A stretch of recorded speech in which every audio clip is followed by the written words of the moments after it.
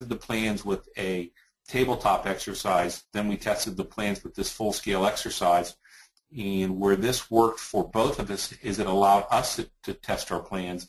But those of you that are in law enforcement and fire, you know that you have to have regularly scheduled exercises. So we kind of got a 2-for-1. The school was able to get the training and the validation they needed on their plans, and then the fire departments and the police departments were allowed to use this HCEP exercise as part of their normal training routine.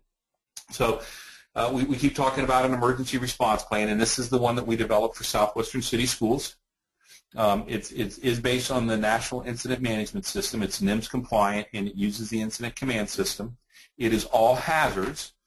In the state of Ohio, you are required to have plans for 7 hazards.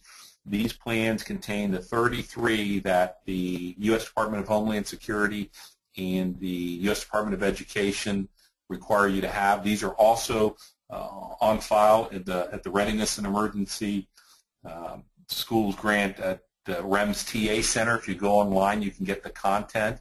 It contains best practices.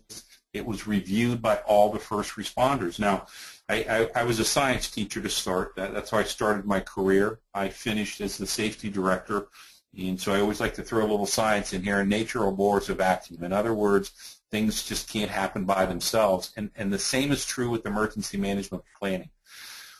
We brought together all of these stakeholders when we were doing our emergency management planning. It was interesting because we started in our plans. We had to do some pandemic planning because everyone was worried about the bird flu, and what hit us that year was H1N1, the swine flu, and because we already had the county and